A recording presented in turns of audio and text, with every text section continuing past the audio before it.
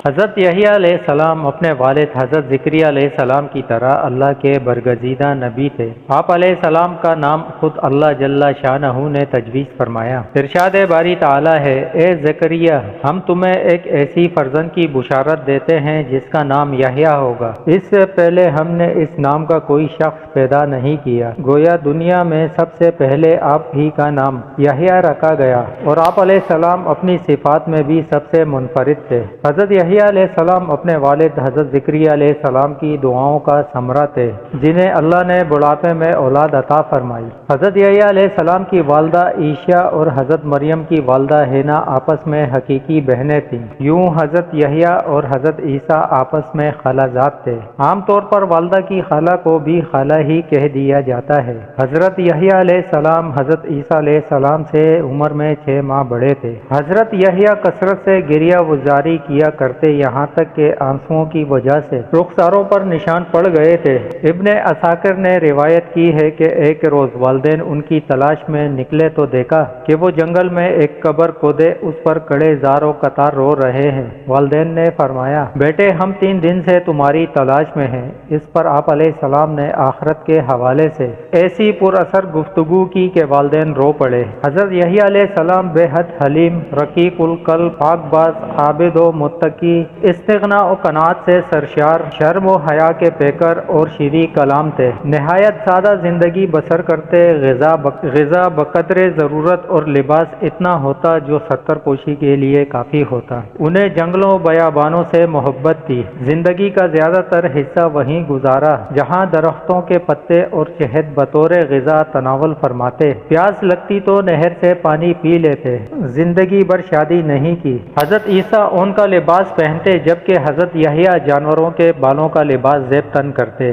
درہم و دینار تھے، نہ کوئی غلام یا باندی، کوئی محسوس ٹھکانہ بھی نہ تھا، جہاں رات ہو جاتی وہیں بسیرا کر لیتے۔ حضرت جبرائیل امین جنگل ہی میں وہی لے کر حاضر ہوئے۔ حضرت عبداللہ بن مبارک رضی اللہ تعالیٰ عنہ فرماتے ہیں کہ بچوں نے حضرت یحییٰ کو بچپن میں کہا، آؤ چل کر کھیل کود کریں، تو آپ علیہ السلام نے فرمایا، ہم کھیل کود کے لیے پیدا نہیں کیے گئے۔ حضرت ربیع بن انس فرماتے ہیں کہ حضرت عیسیٰ علیہ السلام کی نبوت سب سے پہلے تسلیم کرنے والے حضرت یحییٰ علیہ السلام تھے۔ حضرت ابن عباس سے مروی ہے کہ رسول اللہ صلی اللہ علیہ وسلم نے فرمایا، اولاد آدم میں کوئی ایسا نہیں جس سے گناہ سرزد نہ ہوا ہو سوائے حضرت یحییٰ کے۔ قرآن پاک میں آپ علیہ السلام کا ذکر ان 4 صورتوں میں آیا ہے جن میں حضرت زکریا کا بھی ذکر ہے، سورہ آل عمران، سورۃ الانعام، سورہ مریم اور سورہ انبیاء۔ اللہ تعالیٰ نے حضرت یحییٰ علیہ السلام پر وحی نازل فرمائی، اے یحییٰ ہماری کتاب مضبوطی سے تام لو، اور ہم نے ان کو لڑکپن ہی میں دانائی عطا فرمائی تھی، اور اپنے پاس سے شفقت اور پاکیزگی بھی، اور وہ پرہیزگار تھے اور ماں باپ کے ساتھ نیک سلوک کرنے والے تھے، اور سرکشی اور نافرمان نہیں تھے، اور ان پر سلام ہو جس دن وہ پیدا ہوئے اور جس دن وفات پائیں گے اور جس دن زندہ کر کے اٹھائے جائیں گے۔ حضرت یحییٰ ابھی کم عمر ہی تھے کہ پروردگار عالم نے فرشتوں کے ذریعے تورات حفظ کروا دی اور انہیں حکم دیا کہ آسمانی کتاب کا جو علم انہیں عطا کیا گیا ہے اس پر خود بھی عمل کرے اور اپنی قوم کو بھی اس کا درس دیں۔ اس کے ساتھ ہی انہیں بچپن ہی میں علم و دانائی، عقل و حکمت و طہارت و پاکیزگی و پرہیزگاری عطا فرمائی گئی، اور ان میں وہ تمام خوبیاں یکجا کر دی گئی جو ایک نیک پارسا اور صاحب ایمان بندے کی شان ہے۔ گناہوں، نافرمانیوں اور سرکشی سے کوسوں دور، والدین کے فرما بردار اور مخلوق خدا کے خدمت گزار۔ حضرت یحییٰ علیہ السلام اپنے والدین ہی نہیں، بنی اسرائیل کے لیے بھی اللہ تعالیٰ کا ایک بہت بڑا انعام تھے۔ آپ علیہ السلام کو اللہ تعالیٰ کی طرف سے تینوں حالتوں میں سلامتی ملی، یعنی پیدائش کے دن، موت کے دن اور یوم حشر۔ دراصل یہ تینوں مواقع کسی بھی انسان کے لیے سخت وحشت ناک۔ انسان ماں کے پیٹ سے نکلتے ہی ایک نئی دنیا دیکھتا ہے جو اس کی مختصر سی تاریک دنیا سے بہت زیادہ مختلف ہوتی ہے۔ موت کے دن اس کا واسطہ ایک اور دنیا سے پڑتا ہے۔ پھر جب اسے قبر سے زندہ کر کے اٹھایا جائے گا تو وہ اپنے آپ کو میدان حشر کی ہولناکیوں میں گرا ہوا پائے گا۔ بس اس آیت میں ان تینوں مقامات اور مواقع پر اللہ تعالیٰ کی طرف سے حضرت یحییٰ علیہ السلام کے لیے سلامتی کا اعلان کیا گیا۔ سورہ آل عمران کی آیت 39 44 میں اللہ تبارک و تعالی نے حضرت یحییٰ علیہ السلام کی 5 خاص صفات کا ذکر فرمایا ہے۔ ارشاد باری تعالی ہے، ابھی وہ عبادت گاہ میں کڑے نماز پڑھ ہی رہے تھے کہ فرشتوں نے آواز دی کہ زکریا آپ کو یحییٰ کی بشارت دیتے ہیں، جن کا حوال یہ ہوں گے کہ وہ کلمۃ اللہ یعنی حضرت عیسیٰ علیہ السلام کی نبوت کی تصدیق کرنے والے ہوں گے، اور دوسرے مقتدائے دین ہوں گے،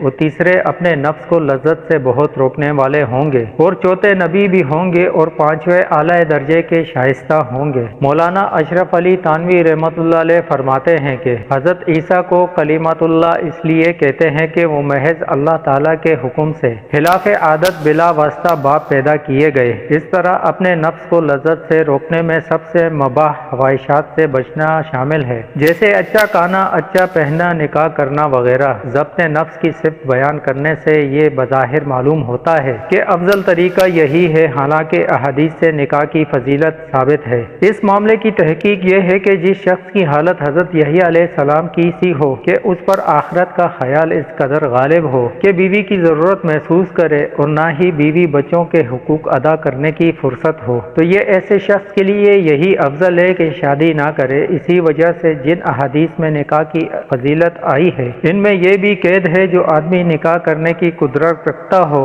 اور زوجیت کے حقوق ادا کر سکتا ہو تو اس کے لیے نکاح کرنا افضل ہے، ورنہ نہیں۔ اللہ تعالیٰ نے حضرت یحییٰ علیہ السلام کو 5 باتوں کا حکم فرمایا کہ ان پر عمل کرو، اور بنی اسرائیل کو بھی عمل کرنے کا حکم دو۔ لہذا انہوں نے بنی اسرائیل کو بیت المقدس میں جمع کیا اور ارشاد فرمایا، اللہ جل شانہ نے مجھے 5 باتوں کا حکم دیا ہے۔ اللہ تعالیٰ کے سوا کسی کی عبادت نہ کرو اور نہ ہی اللہ کے ساتھ کسی کو شریک ٹھہراؤ۔ مشرک کی مثال اس غلام کی سی ہے جسے اس کے مالک نے اپنی رقم سے خریدا، مگر غلام جو کچھ کماتا ہے وہ مالک کی بجائے کسی دوسرے شخص کو دے دیتا ہے۔ اب تم ہی بتاؤ کون ایسے غلام کو پسند کرے گا؟ لہذا یاد رکھو، جب اللہ نے تمہیں پیدا کیا ہے اور وہی تمہیں رزق دیتا ہے تو تم پر لازم ہے کہ صرف اسی کی عبادت کرو اور اس کے ساتھ کسی کو شریک نہ ٹھہراؤ۔ میں تمہیں نماز کا حکم دیتا ہوں، جب تم خشوع و خضوع کے ساتھ نماز ادا کرتے ہو تو اللہ تعالیٰ اپنا رخ تمہاری طرف کر لیتا ہے، لہذا جب نماز پڑھو تو کسی اور طرف دھیان مت لگاؤ۔ میں تمہیں روزے رکھنے کا حکم دیتا ہوں۔ اللہ تعالیٰ نے اس کی مثال یوں دی ہے، جیسے کسی جماعت میں ایک شخص کے پاس مشک کی پوٹلی ہو تو مشک خود بخود پوری جگہ کو مہکا دے گی۔ بے شک روزے دار کے منہ کی بو اللہ کے نزدیک مشک سے بھی زیادہ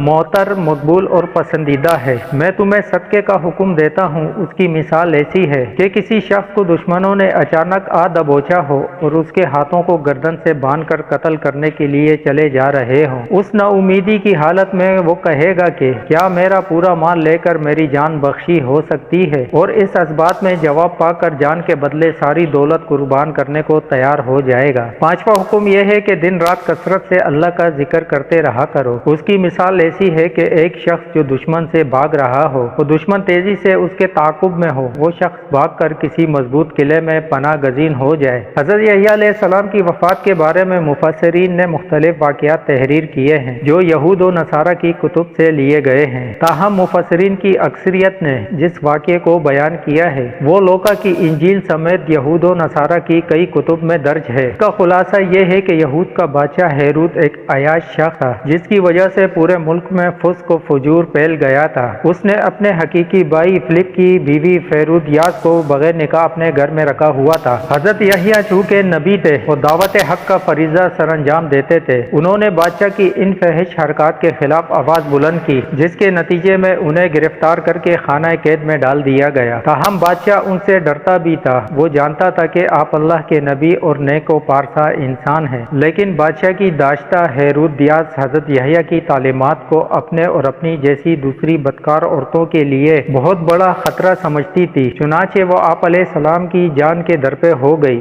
اسی اثنا میں بادشاہ کی سالگرہ کے سلسلے میں محل میں رقص و موسیقی کی محفل جمی، جس میں ہیرودیاس کی جوان سال خوبصورت بیٹی نے رقص کے ہیجان خیز تیر چلا کر بادشاہ کو اپنے جال میں پانس لیا۔ بادشاہ نے خوش ہو کر اس سے کہا، مانگ کیا مانگتی ہے؟ بیٹی نے اپنی ماں سے مشورہ کیا، وہ تو پہلے ہی ایسے موقع کی طاق میں تھی، لہذا بیٹی سے کہا یحییٰ کا سر مانگ لے۔ بیٹی نے بادشاہ کے سامنے ادب سے جھک کر عرض کیا، اے بادشاہ سلامت، مجھے یحییٰ کا سر تال میں رکھ کر منگوا دیجیے۔ بادشاہ بادشاہ یہ سن کر غمگین تو ہوا مگر محبوبہ کی بیٹی کی فرمائش کیسے رد کر سکتا تھا۔ چنانچہ اس نے فوراً قید خانے سے حضرت یحییٰ کا سر کٹوا کر منگوایا اور ایک تال میں سجا کر محبوبہ کی رقاصہ بیٹی کی نظر کر دیا۔ کہتے ہیں کہ دمشق کی جامع مسجد بنی امیہ کے حال میں آپ علیہ السلام کا سر مبارک دفن ہے۔ اموی خلیفہ ولید بن عبد المالک نے یہ مسجد تعمیر کروائی تھی۔ مورخین نے لکھا ہے کہ دوران تعمیر یہاں ایک غار دریافت ہوا۔ اطلاع ملنے پر خلیفہ خود غار میں داخل ہوئے تو دیکھا کہ